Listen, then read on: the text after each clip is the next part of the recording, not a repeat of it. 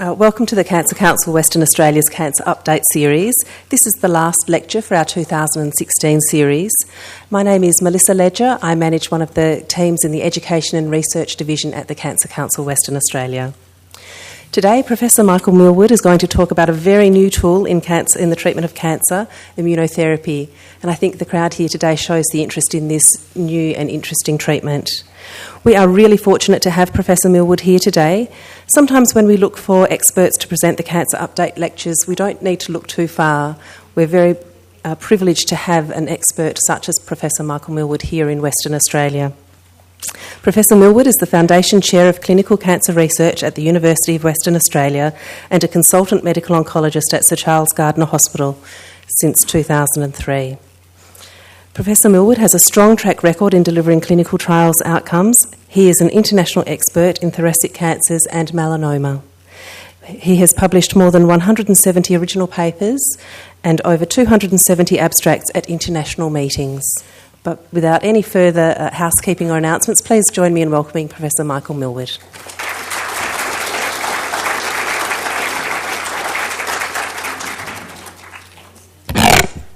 Thanks very much, Melissa, and it's great to see so many people here. I hope you find this interesting and for coming inside on what is the first nice, pleasant spring day we've had for a long, long time, probably since last spring. So in terms of disclosures, I do provide advice to pharmaceutical companies on the development of drugs, including immune-targeted therapies. So I've listed there the companies that I do provide advice and consultation for. So the themes that I want to get through today are, firstly, what is our immune system? Why is it potentially important for a disease like cancer? How can we use drugs to change the immune system? Where are we at the moment, particularly with melanoma and lung cancer, but I'll touch on some other cancers as well, and where will we be in the years to come? And we won't go through this in the exact order that it's written there, but that's what I hope we'll get through. So what is our immune system? Our immune system is a complex network. It contains different cells, it contains different proteins, and all of these function together in a coordinated way to provide what we call the immune response. And our immune system is there primarily to recognise foreign proteins and foreign cells that get into our body. In other words, to help us fight off infections. Infections with bacteria, with viruses, with parasites. And this is something that we have evolved with over the millions of years that we've been evolving to what we are today, as has our environment and as have the microbes in that environment, so we can exist in the complex ecosystem of the world. When, for example, a bacteria gets inside our body and threatens to cause an infection, our immune system can recognise this through multiple steps, then activate cells of the immune system to fight and destroy the invading bacteria. And in some circumstances, the immune system will then retain a memory of that infection, which is why for some infections you only get it once, and why you can immunise people against it.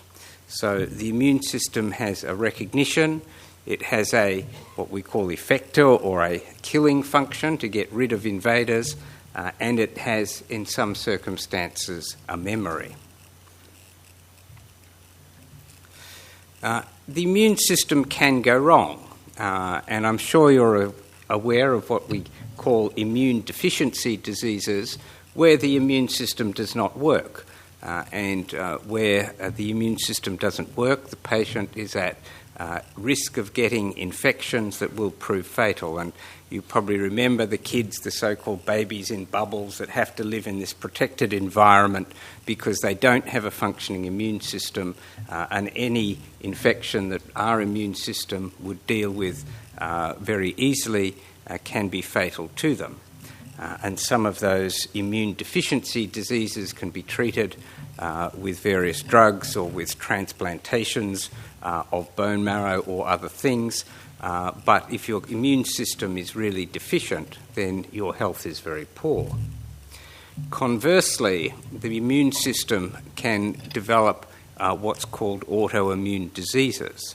And autoimmune diseases are where the immune system goes a bit wrong and starts recognising non-foreign cells in the body. In other words, our normal body cells, but thinks they are foreign, so starts attacking them.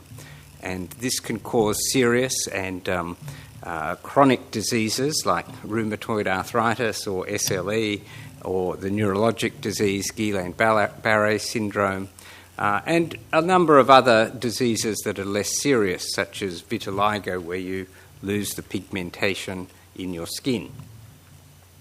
And as you know, our immune system does not permit us to have cells and organs from other people living in our body. So if we want to receive an organ transplant from a donor, it has to be carefully matched, so the immune systems of the donor and the recipient are very close.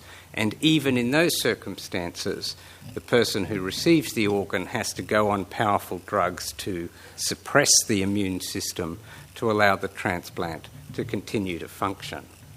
So our immune system is important in protecting us against infection, and if it goes wrong, either by not working well or working too well, we can get very ill indeed.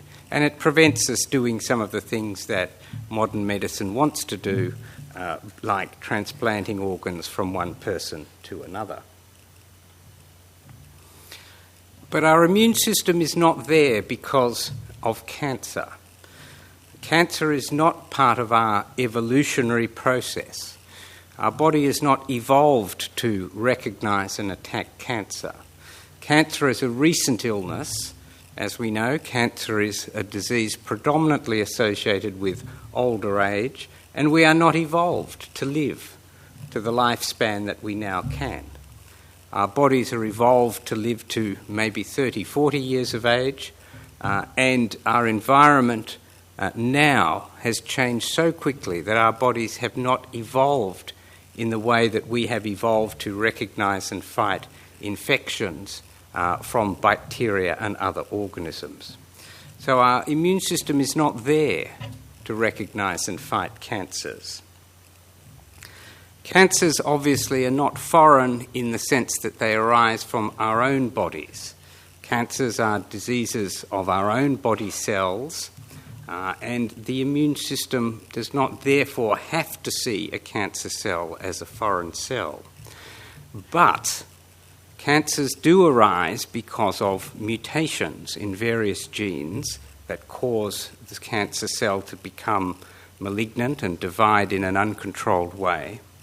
And because of these mutations, abnormal proteins can be produced on the surface of cancer cells. And the immune system recognises foreign cells and foreign proteins by detecting the shape and the configuration of these proteins. So if there is a sufficiently abnormal protein on the surface of your own body cell, then yes, your immune system could recognise it.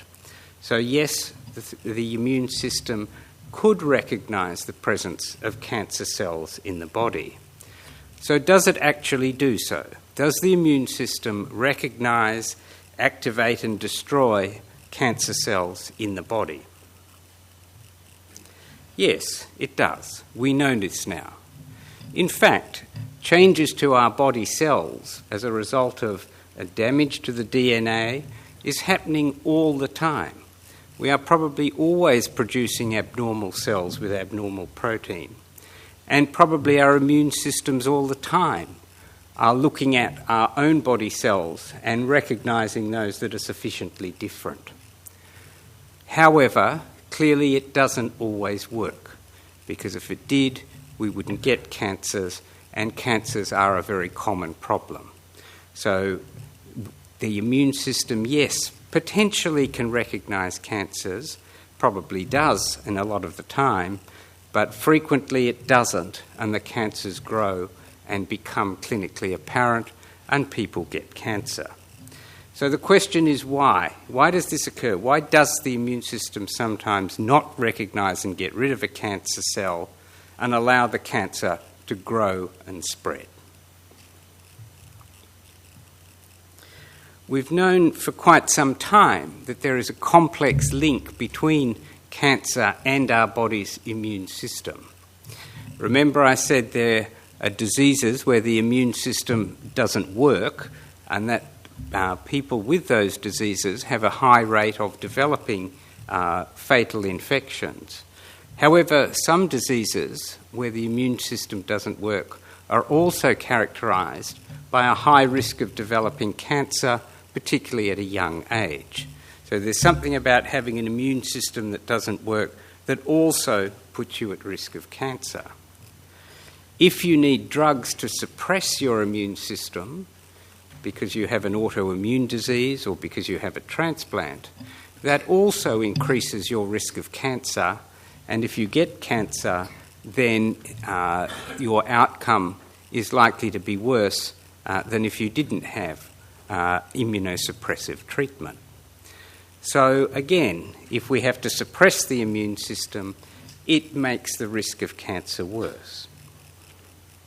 We also know that some people who do very well with cancer treatments will develop autoimmune type phenomenon. So it seems that there's something about having a good response to cancer treatment that is also associated with the immune system becoming active.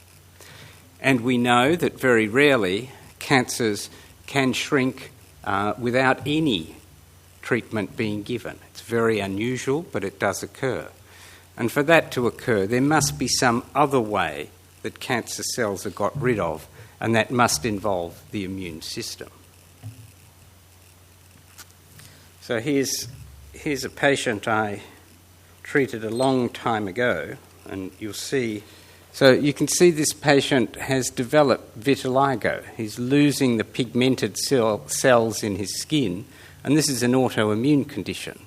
This is a sort of thing that Michael Jackson had, so why he lost all his pigmentation. And you can see this happening here and across here.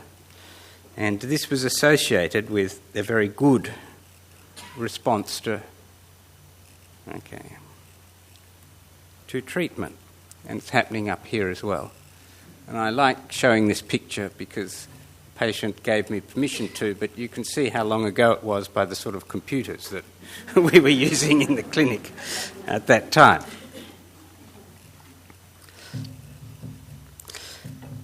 So what happened a few years ago that really gave this a boost? What's happened to change what we've known about the link between cancer and the immune system to the point where we now are developing effective treatment for cancer based on the immune system? This was a front page in a science magazine a couple of years ago announcing this as the breakthrough of the year. Now, I showed this slide at this talk last year, which was on another topic, so those of you who were here will have seen it before. But just to remind you that when we talk about a cancer is not just a collection of cancer cells. A cancer is more similar to an organ in the body, and if you take out a cancer from anybody and you look at it under the microscope, which we do all the time, you don't just see cancer cells there. You see other cells that are normal cells in the body that you would get if you removed any diseased organ. So you see fat cells, you see supporting structural cells, you see blood vessel cells, and you see immune cells. And here's a little cartoon of a cancer, and all the blue cells are cancer cells, but intermixed with them, and particularly surrounding them, are other cells from normal tissues, blood vessel cells, supporting structural cells, and cells derived from the immune system, neutrophils, macrophages, and in particular lymphocytes. And lymphocytes are the cells of the immune system that contain the so-called killing function. There are other cells that can do this as well, but the T lymphocytes are the most important ones. And they can be present in and around cancers.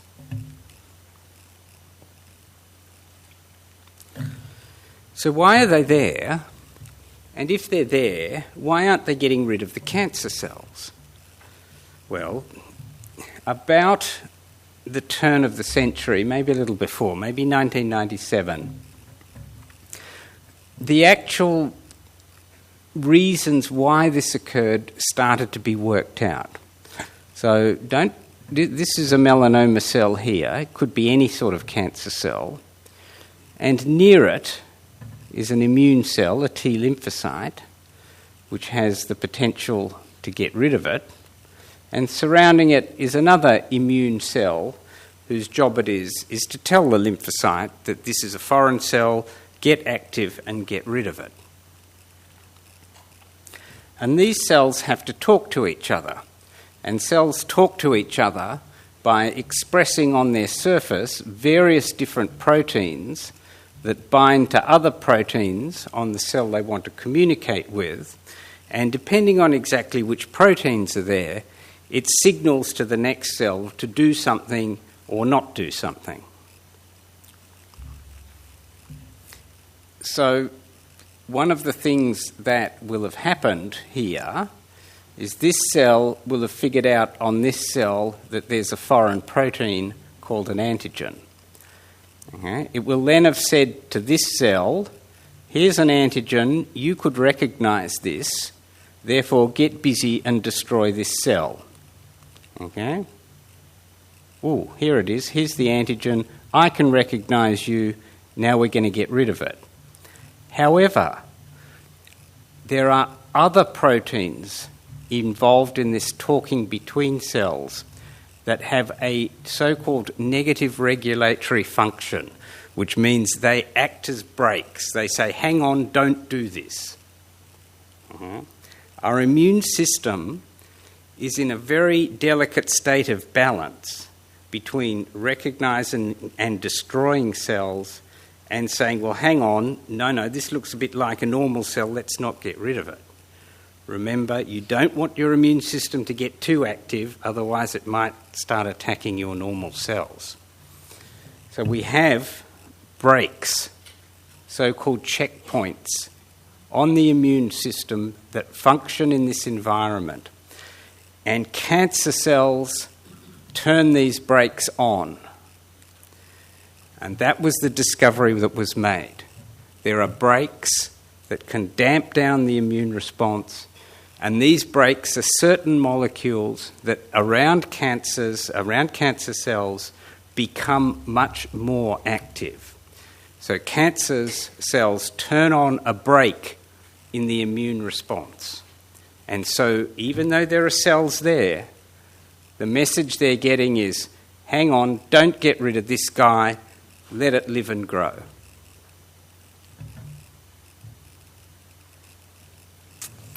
So, we now know what is stopping the immune system, the so-called checkpoints or brakes. Once we know what's happening, we can try and disrupt that. We can design and make drugs that will block these brakes, what we call checkpoint inhibitors, that will release the brake and turn on the immune response around the cancer cell. Now, to do this, you have to make drugs which are currently antibody drugs, because antibodies will bind to proteins, and they will bind to proteins that we now know are the essential core of these negative brakes. So if I go back,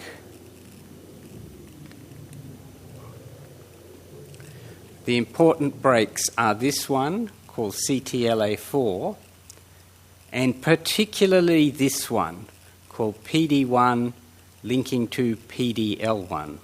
So most of the excitement is about drugs that inhibit this brake, although there are some that inhibit this brake that are also important cancer treatments. So it's inhibiting these two brakes that it's the core of all the excitement. Now, antibodies, are drugs that have been around for a long time, so we've known for decades how to make antibodies as drugs, but you've got to know the exact target for the antibody. So once you discover the target, you can find an antibody that will interrupt it, and as I said, in this circumstance, you're putting a brake on a brake, so you're, if you like, releasing the accelerator. So when you start treating patients with these drugs, the immune system around the cancers wakes up, becomes active, and potentially starts searching out the cancer cells and getting rid of them. That, in summary, is the theory of what we've known. It's a major advance that happened to recognise these proteins, because once you do that, you can start designing drugs to inhibit them. So on the next couple of slides, I've listed the immune drugs that are checkpoint inhibitors, inhibitors of the brakes, that have been developed and that have been tested and that are becoming available. So the first one inhibited the CTLA-4 brake. That was called ipilimumab or Yervoy. It's now approved in Australia for advanced melanoma, and it's available on the PBS, and many patients have received it. Pembrolizumab, called Keytruda, works on the other brake, the PD-1 brake. Again, that is approved in Australia for melanoma and is funded on the PBS, and has produced quite remarkable results, and again, many patients have now received it. This one, nivolumab or Opdivo, is a very similar drug working on the same brake, again, approved in Australia for melanoma, funded on the PBS, and many patients have received it. It has also shown benefits in lung cancer, and it's currently approved here for lung cancer, although it's not yet on the PBS, although I hope it will be in the very near future.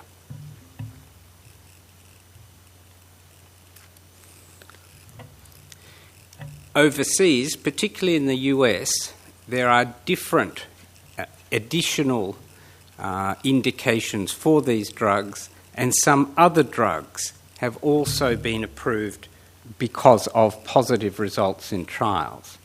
For example, ipilimumab, the CTLA-4 brake, has been approved in the US for melanomas that have spread to lymph nodes and been removed, although the dose used in that trial was very high and caused a lot of side effects. So that's not a treatment yet that we've taken on in Australia, and it's not approved for that use in Australia. Pembrolizumab, the anti-PD-1, is approved in the US for lung cancers and for some types of head and neck cancers, cancers of the throat, of the tongue, of the mouth. Again, all in advanced stage. Nivolumab, approved in the US for kidney cancers and for Hodgkin's disease, a lymphoma. And another one called atezolizumab, approved in the US for cancers arising in the bladder. And all of these, I expect, will eventually, and hopefully in the fairly short term, get approved and funded in Australia for these indications as well. The theory that I've outlined to you is not something that should apply only to a particular type of cancer. You might imagine that some cancers are better at evading the immune system than others, and some have different ways of doing it. But there is nothing fundamental about one cancer versus another that says why this should only apply to melanomas. The results in melanomas so far are probably better than in other cancers, but, as you'll see, there's a lot more that we can potentially do. And there are a number of others in clinical trials, including late-stage trials, that we expect will get positive results and approval in years to come. And there are many, many more being developed, particularly for the PD-1 and PD-L1, that break that I talked about. And I'll tell you some more afterwards. So this is just one company's development portfolio, and there are multiple companies working on drugs and these, and this is one of them. There's nothing special about it. I just happen to have a slide on it showing how many patients had been in trials, and this is from last year. There is an updated slide with, I believe, a few thousand more patients on it, being tested initially in melanoma and lung cancer, but then going through other cancers, so it will all the cancers will eventually be tested with immune treatments. And here's some pictures from some of our patients. Here's a melanoma spread under the skin. You can see it sort of a hard lump that would be on the top of the buttocks of this patient. And after treatment, it's gone away. A tumour that spread to the lung, that round thing there, much, much smaller after treatment. Here's a large tumour in the pelvis of a female patient. Again, after treatment, much smaller. So these drugs do work. They shrink and control cancers, and I'll show you some more results in a moment. Now, this is the slide I showed before, and I said there were these checkpoints, these interactions between immune cells and between immune cells and tumour cells, and that these acted as brakes. But it's a lot more complex than that. It's probably a lot more like this, in which there are multiple ways that these cells can talk to each other. And there are lots of different brakes. And there are also accelerators as well. So there's more than 2. In fact, there's probably 20. And we can now design drugs for all of these. And we can give them in combinations together to turn off several brakes or push an accelerator a bit harder. So what's going to happen, what is already happening, but what will happen increasingly in years to come, is immune checkpoint drugs will be given, new ones in combination, and it'll become a little bit like the initial days of chemotherapy, which was well before I can remember. But as you will know, chemotherapy started with a 1 or 2 drugs, and then there's now 20 or 30 that can be used in different combinations, some of which are quite good, and clearly we know now, based on decades of experience, which are the best ones for different cancers. So we're rapidly discovering that we can make new drugs, and we've got unlimited potential to devise combinations and different ways to give them. So just a couple of trials that we're doing, many with immune combinations, looking at different types of cancer. And all these trials will inform us in the future about which are the ones to use, which are good ideas and which aren't. So I'll just show you a few results, particularly in melanoma and lung cancer, because that's where we've been using these treatments for longest, and that's so we can start seeing exactly how good they are And I'm talking now about drugs sort of by themselves. We've got single drugs by themselves. The future is just so impossible to predict. Now this is the CTLA-4 brake inhibitor, ipilimumab. And this started in clinical trials, or I guess about 2002, 2003, so quite some time ago. And this is a summary of all the patients with melanoma that were treated with trials. And I'll show you some of these graphs, and just to orient you, across we have time in months, so 12 months, 24 months, so 5 years, 10 years. And here we have the proportion of patients treated who, in this case, are still alive. So we can see these people with advanced melanoma. Most of them succumb, but then there's a group that for 3, 5, even 10 years are still alive. And that's about 20% of people treated with this drug with melanoma. And that never happened before in melanoma treatment. Once it was advanced and spread, patients very rarely lived more than a few years, and certainly not many, many years like this. And if we can see this, we know the drug is doing something, that some of these patients are surviving so much longer than expected that they must be getting their melanomas eradicated. To do this, you need to have a trial that started a long time ago. And a lot of the newer drugs we haven't been using for that long. So we don't know what will happen to people who were treated with them 10 years ago, because no one was treated 10 years ago. With the PD-1 pathway drugs, they started to go into trial about 2011. So we're just getting to about the stage where there are people who've been treated some years ago that we can follow up. So here's some data that was presented at the American meetings earlier this year. And if we look at this one, and remember, these are still months, but this is 36 months or 3 years. And you can see it's sort of starting to do the same thing, but instead of at 20%, it's sort of doing it maybe 40, 50%. So again, that's very encouraging, because it's looking like there are more people doing better for longer with this drug than the other drug.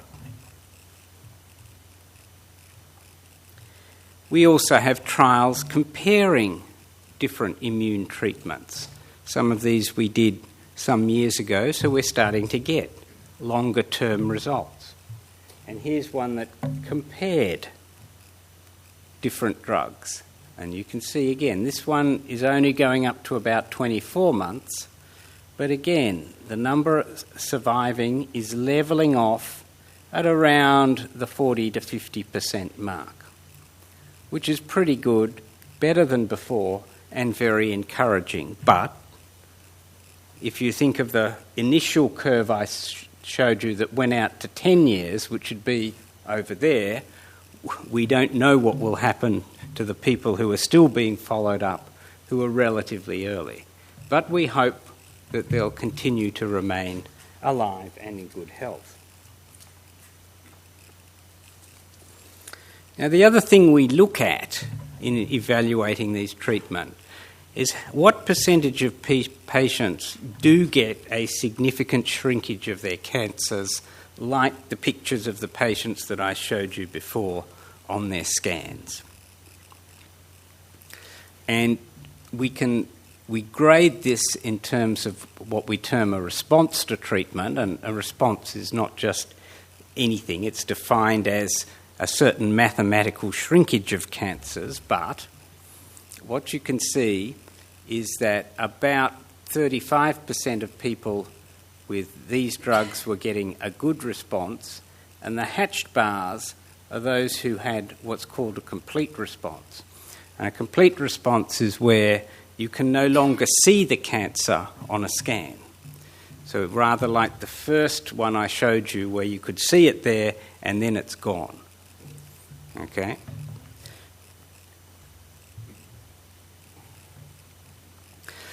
So there are some people whose cancers go away. And the question then is, what happens to those people? What happens to people with immune treatments whose cancers go away? Well, that's a very interesting group indeed. We've now got data on over 60 people around the world receiving this drug, and the data is similar with the other drugs that work this way, but this just happens to have the best results currently available. About 60 patients who completed treatment for a couple of years. They had no evidence of cancer left, and the decision was made to stop the treatment, okay, which is not something we often do in cancer treatment. We sort of tend to like to keep it going. But, you know, when someone's doing so well, you think, well, what'll happen if I stop it? And of those 61 patients, 97%, 59, continue to maintain the disappearance of cancer off treatment. So what it's starting to look like is that if these drugs work really well for a patient, then treatment can be given for a limited period of time, and we don't know exactly what that time interval should be, but there is certainly the potential to stop treatment. And remember, I said the immune system has a memory, and this makes sense. Because if you can get your immune system to recognise a cancer and get rid of it, it may retain a memory. That means if the cancer does start to grow back, then it will quickly become active again, and so you won't see it. Now, I was going to show you a trial in lung cancer, some results there, because there are some very encouraging results in lung cancer. But there was a very, very good trial that was actually disclosed yesterday afternoon, so I couldn't put the results in there, which I think will make the field even more exciting for lung cancer. Actually, that's not... No, we'll miss that. This is the one I wanted to show you. This is, again, the same sort of curve, the number of patients left alive, and this are patients who were given either chemotherapy, this bottom green curve, or the immune drug nivolumab Opdivo, which again works on this PD-1 break.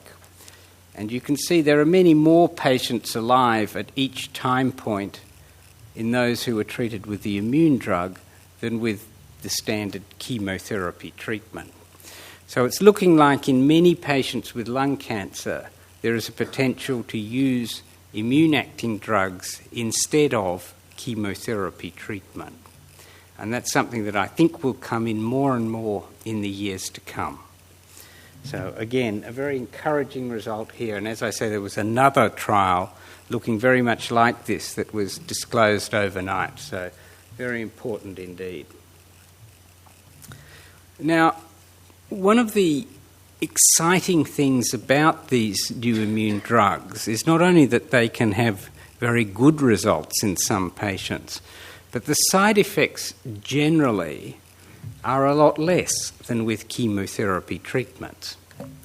So how we measure this in oncology are what we term grades of side effects, and side effects can be graded into different grades from grade 1, which is fairly mild, up to grade 3 and 4, which are fairly serious. And this shows the percentage of patients treated with the immune drug or chemotherapy who got different types of side effects. And if you look at the total, you can see about half the patients with chemotherapy got fairly serious side effects, the main ones of which were low blood counts, and as you know, that's what chemotherapy can do. But with immune treatment, under 10% got serious side effects. And nobody gets low blood counts. So, in general, these drugs are easier to tolerate. They do have some side effects, but they are preferable at least to chemotherapy in terms of side effects. So why don't they work for everybody? Why can't we just give them to everybody with different cancers? Why don't they just work for everybody? Well, they clearly don't. They work well in some people. They're very, very encouraging, and I think as we continue to find out more and explore these drugs and work out ways to use them better, we'll get better results. But they don't work in everybody, and we don't yet know exactly why. We don't have yet a good way of looking at the cancer and saying, well, that's one that's going to do well and this is one that isn't. We do know, at least in melanoma, that tumours that are very large or that are causing a lot of symptoms are less likely to do well.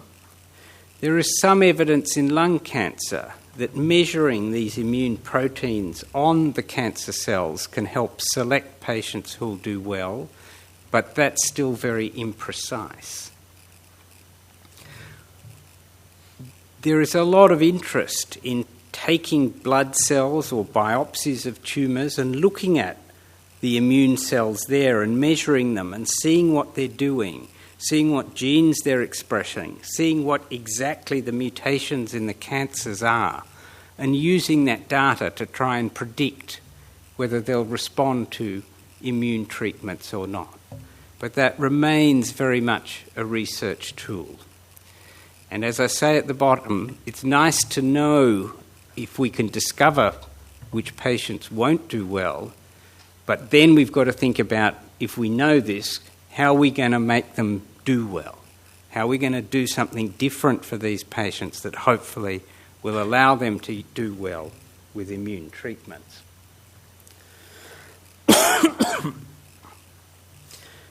One of the sort of paradoxical things that we know about these immune drugs, and it can cause us a little bit of angst, and that is that occasionally they seem to make the tumours grow before they shrink. So this is a patient treated in the US who's actually got stomach cancer, gastric cancer, and you can see here there are 1, 2, 3 tumours in the lung. And this is at the start, and as the patient had treatment, you can see here and here, these tumours is clearly growing. But because the patient felt well, it was decided to keep going, and then the cancers started to shrink. So if you compare here and after 4 months of treatment, you would say, well, gee, this isn't working, they're clearly getting bigger. But after 32 weeks, so 8 months of treatment, they have clearly shrunk. So sometimes, we have to be very circumspect in deciding whether a treatment's working or not working, and we're often guided in this by exactly how the patient is feeling. If patients are feeling well and the cancers seem to have grown a little bit, we might push on a little more and see that this phenomena is not occurring. There are a number of issues that are already being thrown at us by the use of these drugs. As I said, we don't really know how long to treat patients for who are doing well. Most of the protocols we use have 12, 24 or even longer months of treatment, but we don't know what the optimal duration is. If you have patients doing well, coming in for regular treatment every 2 or 3 weeks, that's fantastic for the patients. They're feeling well, their cancers are shrinking, they're living a lot longer, but it's creating a lot of work. So we don't yet know how we're going to model this work, how we're going to cover all this work. How are we going to treat all these people if the treatments are going to become really good? There's a number of things that are being looked at.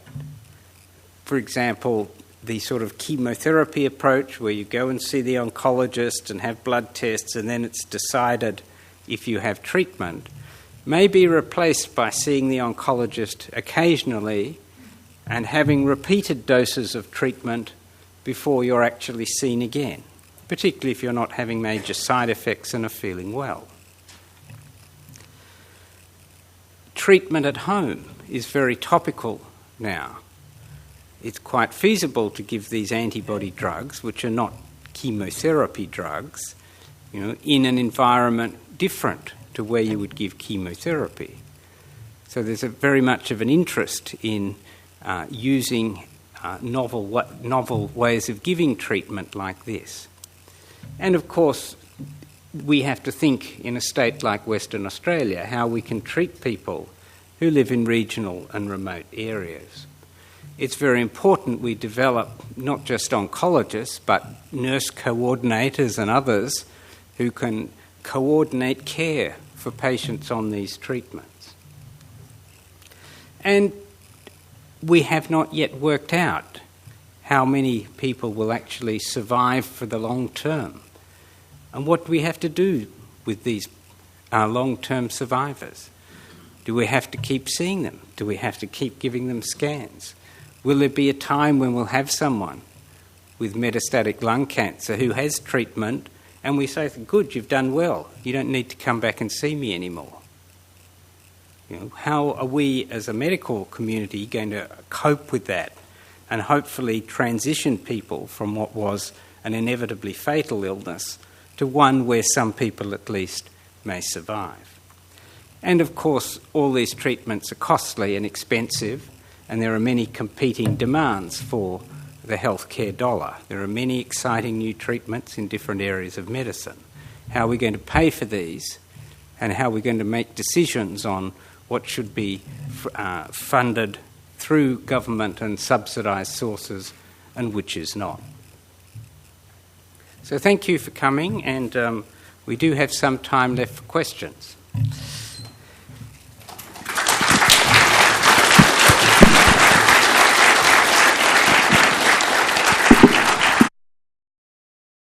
Thank you for your presentation. My question is, you're presented to an oncologist with a cancer.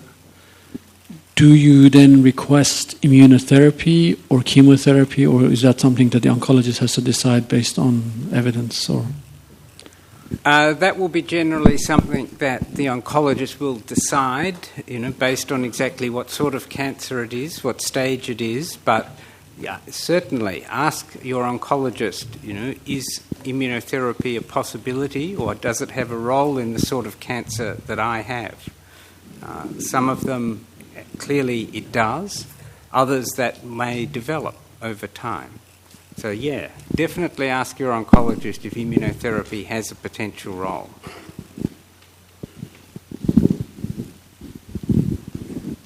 It's exciting stuff, Professor. Side effects. Is increased autoimmune a common side effect? And if it is, which ones? That's a fantastic question. And the answer is that these drugs that take the brake off can have side effects like an autoimmune condition because it takes the brake off in the wrong area of the body.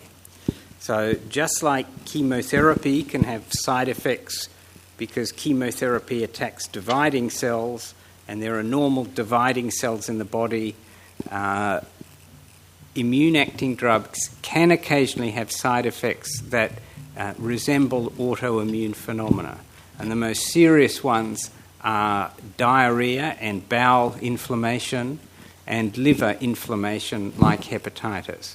There are some minor ones that are fairly common, like skin rash and itch, which are very common immune symptoms, as we all know, and things like joint pains, which again are common immune system, common symptoms of an immune system being active. But they're generally fairly mild and not that serious. The rate of these is quite low, but yes, it is important to know about them.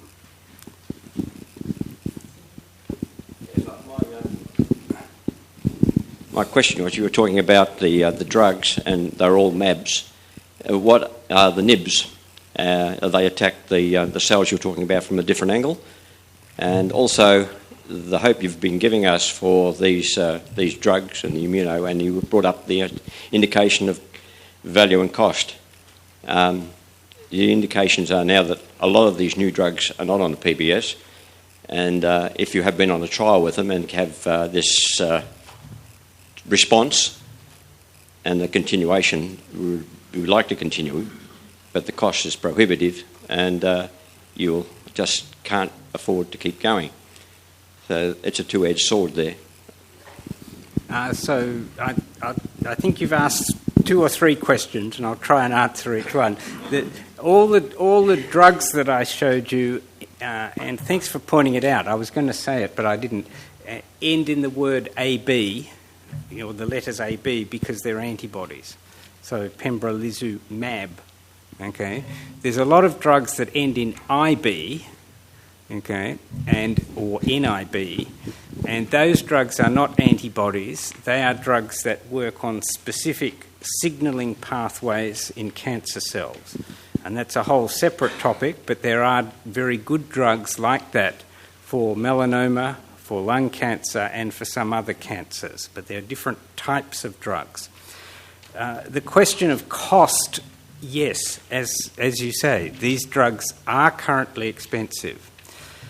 The good news is, as I've said, because these are looking so promising, virtually every major pharmaceutical company is out there developing their own, and we hope we'll be in a position where, like anything, if there's a lot of companies trying to market something, then that will put cost pressure downwards, because for many of the sort of expensive anti-cancer drugs we've had, there's only been 1 or 2 companies making that drug, so it's a bit hard to bring the cost down. It's a bit like Coles and Woolies, but if you had 50 different independent supermarkets all competing, that will hopefully put the prices down in the longer term. Sorry, there's a lady up there who's had her hand up a long time, but okay. For everyone's interest, I've had lung cancer with quite a few metastases, and my chemotherapy and radiotherapy has treated me very well, and I'm now doing really well. So, Professor Millward, how would a person like me continue on if I get any more metastases on the chemotherapy that has been very good, or could I, if anything else happens, use those immune drugs? So, one of the, I think, exciting things about doing well on the treatment you're on now is that you will continually hear about potential new advances, and my advice generally for patients who are doing well on what they're on is to stick on what you're on, because these things will always become potential backups for you.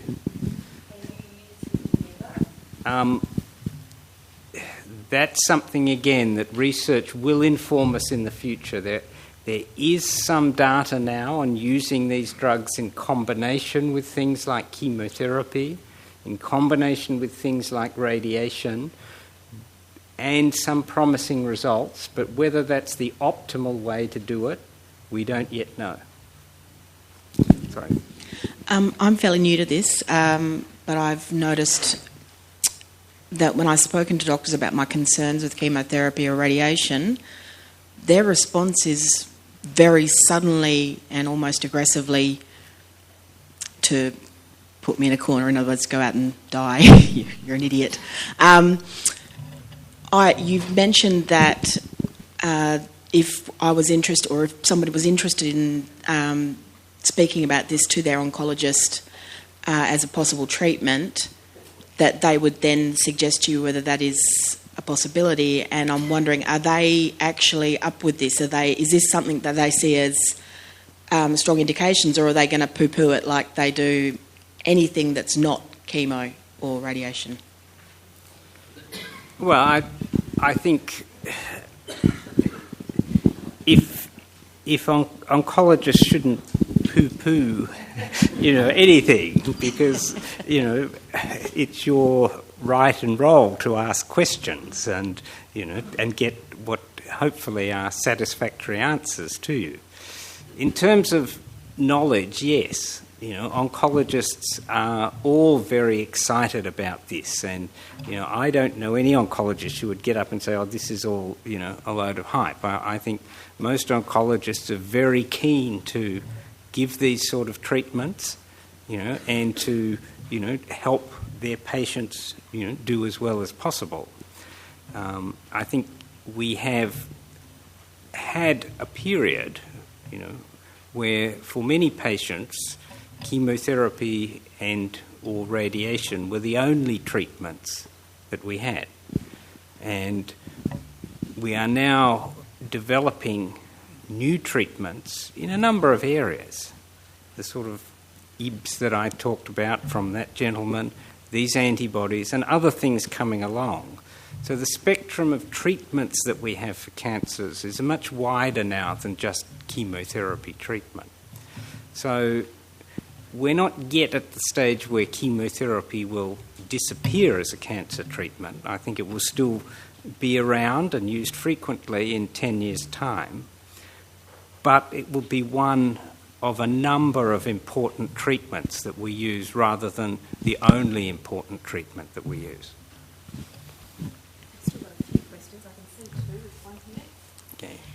I just wanted to ask you about small cell lung cancer, because you spoke about non-small cell lung cancer.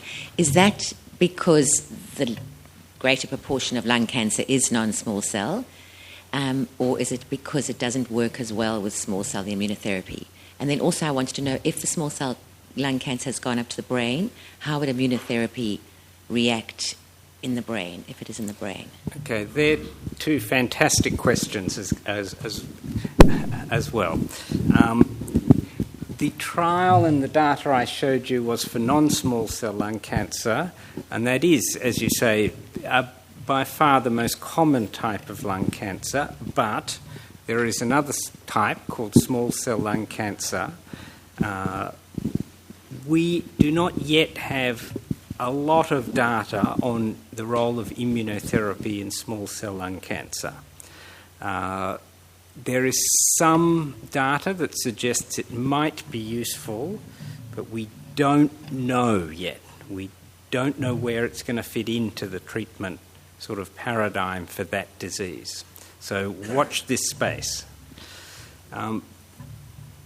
Treatment of cancer when it spreads to the brain is very difficult. One of the problems with treating tumours that spread to the brain is that most drugs that we have don't get into the brain. The brain is what's called a sanctuary site in the body.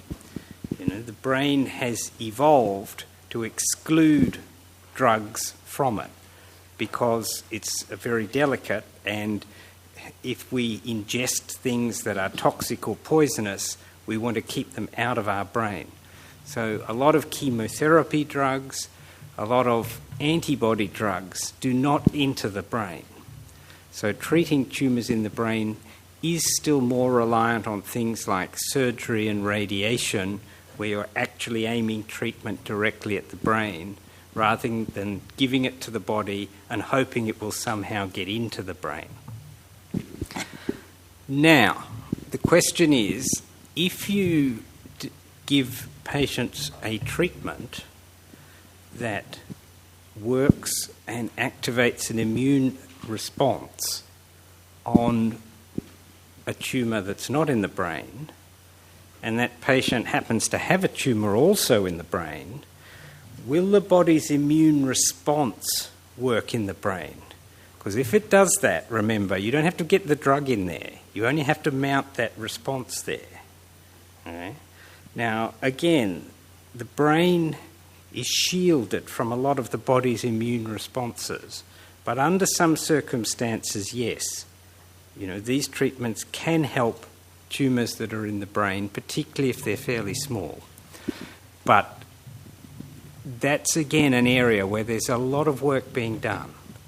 They're certainly not as good, but there is some hope there. There's also a great deal of interest in developing this type of approach to treat tumours that start off in the brain, what we call primary brain tumours. And again, we're starting to see some encouraging results there as well. So again, watch this space. Just a final question. We really are running out of time, so our last question for the morning. Thank you. It's only a short question. Why do some of the IMIDs lose their efficacy after a period of 18 months or 2 years?